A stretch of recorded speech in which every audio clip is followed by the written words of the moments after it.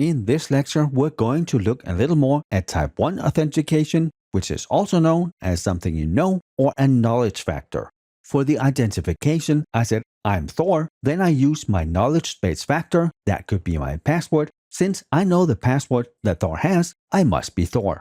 Knowledge-based authentication is by far the most commonly used type, and of Type 1 authentication, passwords are the most used. It is also the weakest type of authentication because it can be pretty easily compromised. Somewhere in late 2017, while I was living in Hawaii, a text message was sent out to all phones in Hawaii saying a nuclear missile from North Korea is incoming, prepare accordingly. It was luckily sent by mistake, it should have been a test, and all the fail-safes that should have worked didn't. But after the incident, Missile Command in Hawaii had journalists out to interview them in their offices, and you could see right on the monitors, you can see little sticky notes with the passwords that Missile Command used. And yes, this was high enough resolution where you could actually see the password. Just a very, very horrible idea. And this is also why so many of the attacks happening are focused on passwords. They're just much easier to break compared to other types of authentication. A lot of times when we set up accounts, we have those security questions. Where were you born? Where did you go to high school? So at some point, if we lose access to the account, we can unlock it. And using those reset questions, someone was able to hack Sarah Palin's private email account. And if you don't know who that is, that's fine. She was running for Vice President of the United States in 2008, and they were able to get control of her account because the reset questions were so simple. It's something you can research. Where did you go to school? What's your birthday? What's the name of your first child? I mean, you can find that online, even easier for people who are in the public eye. So the hackers just went out, spent some hours researching her, tried to reset her password, and they succeeded. And even if you're not a public figure, many happily put that on Facebook. Here's my birthday, here's the high school I went to, here's the name of all my children, my mother's maiden name, the street I grew up on, and so on. Don't make yourself a target. It is always much easier for the attacker to steal your password or get it somehow than it is to break the encryption. For the exam, assume that all our passwords are hashed, we're using salting, we have all the appropriate countermeasures in place, and hopefully we have trained our employees to not do what Missile Defense in Hawaii did and have the password under a keyboard or taped to their monitor. We obviously also have good password rules. They should have a minimum length, all passwords should have uppercase, lowercase, number, symbol, and they should not contain full words or passphrases that are easy to guess. And no, summer 2022 is not a good password if the previous one was spring 2022. Passwords need to have expiration dates, and we have a reuse policy where users can't use the last 10 or 12 or 24 passwords. And we also set a minimum password age. So after you have changed your password, you can't change your password again for another 5 or 10 days. That way, Bob doesn't change his password 24 times, so he can get summer 2022 as his password again. It's very common for less secure passwords to have the name of a pet or a child or a family member, significant other, anniversary dates, birthdays, birthplace, favorite holiday, or something related to your favorite sports team, or, just password. They should never ever be used in your password. We have touched on key stretching before. It's part of our layered defense. Whenever someone tries to log into a system, we add half a second, 2 seconds to the login time, and that makes brute force attacks an ineffective attack vector. They try something else. And since I just mentioned brute force, let's look at what that is. We just talked about adding 1 second or 2 seconds to our login timer. Brute force uses the entire key space to guess a password. And the entire key space means all letters, all numbers, all characters, anything you can do on a keyboard. It starts with A. Is it A? No. Is it B? No. Is it C? No. Once it has gone through all the combinations, then it starts over again. Is it AA? No. Is it AB? And so on. Tens or hundreds of millions of combinations. So if we add those 2 seconds to login timers, well then it's no longer a feasible attack vector. We can also limit how many times people can log in before the account is locked.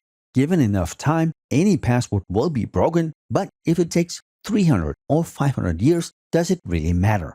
It is effective against any key-based ciphers except maybe the one-time pad. It would technically decrypt it, but at that point we would have so many false positives, the attacker would have no clue which one was the right one. So technically it is broken, but it doesn't really matter. Next up, we have dictionary attacks, and this is exactly why we don't allow our users to have passwords that contain dictionary words. So summer 2022, no. If an attacker knows that you use a dictionary word with a number at the end, then we don't really need brute force anymore. We just pre-compile a list and then try to break the password with that. Then we have rainbow tables, and I've seen some of them with millions and millions of passwords and hashed values. On one side, you have the password. On the other side, you have the hash. Think of them as giant Excel spreadsheets. Now, if the attacker is able to get access to a hashed password, the one you use to log in with, even if they don't get access to the real password, they just take that hashed value and compare it to the list with the millions of hashes. Once they find a match, well, then they have your password. This of course assumes that you use the same hash value, but most of the sheets I've seen, they have different hash algorithms and then the hash value for each password using that algorithm. So against that, we can use limited login attempts. We can use the salting we talked about earlier and that we're going to go more in depth with in a little bit. Those are the random characters that added to the hash value, so it looks completely different from what it would if it was just a hashed password. Remember when I changed that one comma in a 100-page book, that changed the entire hash. And then of course, we still need to protect our passwords even if they are hashed. We want to make sure that the attacker can't sniff our network traffic and get the hashed passwords.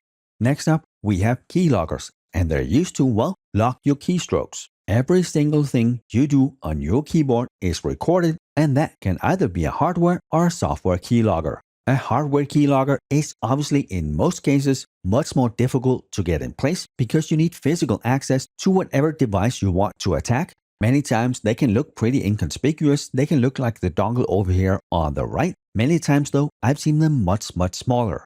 If you go to a workstation, you unplug the keyboard, plug that keylogger in, then plug the keyboard back in with the keylogger attached, and it now records everything. They can either have a call home feature where they send you data at some point when a certain interval has occurred or a certain amount of data or keystrokes have been entered, or if they're not connected to anything, well then you just swing by and pick it up. Much more common today though is software keyloggers. It's just a little program installed in your system, some piece of malware which somehow got onto your system. This most often happens through Trojans. Remember, that's the malware that looks like something else. An app you install to play games or an invoice, where in actuality, the actual payload, what they want you to have, is the keylogger or a backdoor. And then that malware, ever so often every hour or every day, connects to a server, sends the information from all your keystrokes and logs off again. Now let's talk about salting and nonces, and those were the ones that we used to make some of the attack vectors ineffective. With salting, we add random data as additional input to the one-way function, the hash, that we use on our passwords or our passphrases. This is where me adding that one comma to Charles Dickens' Great Expectations changed the entire hash. Exactly the same thing for our passwords. And this is one of our primary defenses against dictionary attacks and the precompiled rainbow tables. Salting is very similar to nonces, where salting is random data, nonces is, well, numbers once.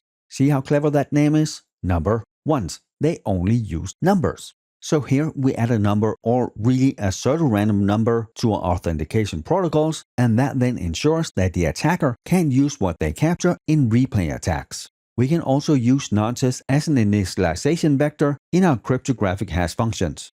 Now let's talk a little bit about clipping levels. And clipping levels is when you mistype your password and then it gives you a couple of extra tries to get it right, because we all have fat fingers on Mondays. For the exam though, remember that we use clipping levels to prevent administrative overhead. We don't want to waste our IT security staff's time with resetting passwords and unlocking accounts all the time. And there are many variations of clipping levels. That can be after 3 wrong logging attempts, your account is locked for an hour. Then you get another 3 tries. Next time, it might be locked for 5 hours, or you need to talk to someone in IT that can unlock the account for you. We might also have a backend system where we could enter the answers to our secret questions, and based on that knowledge, we can unlock the account.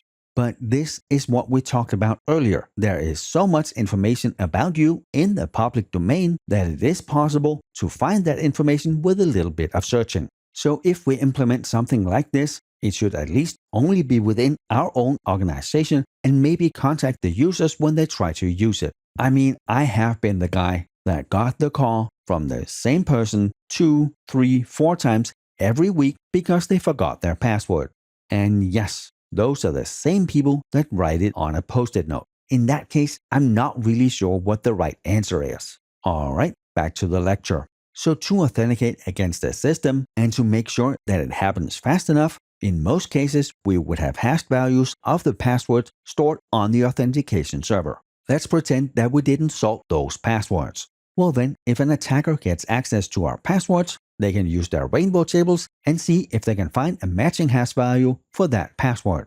And we obviously never ever store anything in plain text, and definitely not passwords, even if they are hashed. We need that salting. Attackers are very often very smart people.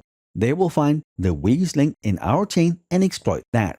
And that weakest link is most often the users. And the only thing we really can do here is we give them the appropriate training, so we raise their awareness, and the training needs to be something that happens on a continual basis. So we both do something about the training, and we definitely also make sure that our systems are secure enough. As the last part of this lecture, let's take a look at some of the recommendations from the US Department of Defense and Microsoft. And these are not testable. It's just to show you how we could implement something like this in our environment, what they recommend.